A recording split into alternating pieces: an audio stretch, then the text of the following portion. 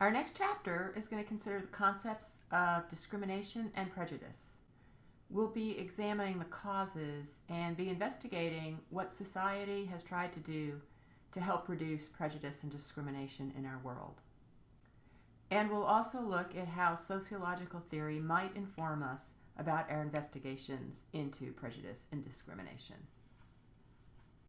These two key concepts, prejudice and discrimination, are going to be serving as a framework for much of the semester's remaining work, where we'll be looking in more detail at inequalities that exist in a variety of institutional areas of human life, including the media, education, medicine, and our laws. The fact of our social world is that the distribution of basic human resources is not equal among all, and minority status is a powerful identifier. And once the label of a minority has been applied, others continue to suffer. That label has definite social consequences.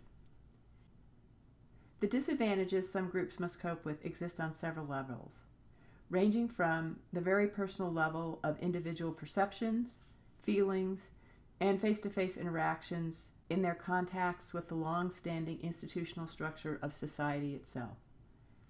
We'll be discussing a framework of concepts that will help you understand these social disadvantages.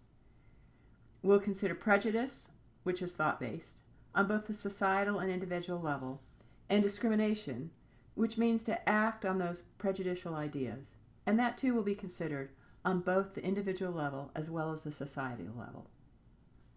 We will break down the concepts of prejudice and discrimination into defined concepts, and then consider not only what those thoughts or actions might be, but also why they exist, how they've been created and perpetuated, and what society is doing to try and dismantle these pervasive ideas and practices.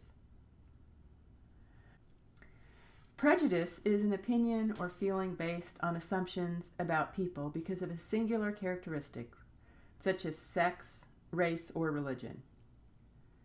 Prejudice often arises out of another problem, overcategorization, which is the tendency to make judgments about a person based on an imagined racial or ethnic category, without regard to the usefulness of the category.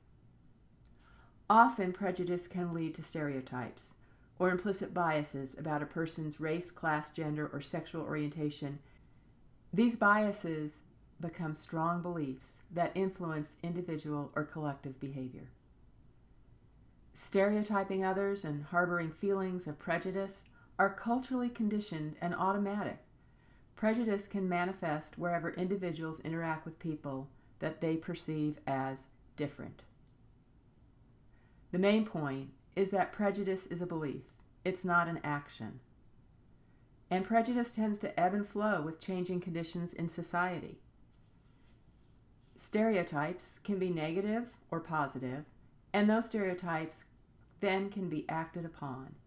If these stereotypes are the basis of negative and rigid judgments, then they become prejudicial. Once thought processes are prejudicial, then attitudes about the group often become negative and hostile. Prejudice embodies an attitude with an emotional or evaluative basis. When people's self-interest, their sense of cultural integrity, and their economic livelihood are threatened by either the real or the perceived infiltration of others, prejudicial attitudes tend to become more open and hostile. We know that prejudicial attitudes towards Muslims increased after the September 11, 2001 events. In one study of teachers' attitudes shortly after the attacks, relatively few of the respondents knew much about Islam. Nonetheless, 1/3 of them associated the word Islam with terms like terrorists, enemy, trouble, and even words like war. So even though the subjects of the study knew nothing about Islam, they still had negative and rigid judgments about its members. There are 3 forms of prejudice, which are based on different modes of thinking that make reducing prejudice difficult. Cognitive prejudice has to do with what people believe is true about members of other racial or ethnic groups.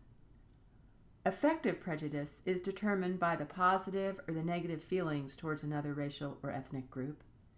And conative prejudice refers to the way people intend to behave around members of other racial or ethnic groups. What do these all have in common? Their belief systems, often which are never examined and then never challenged.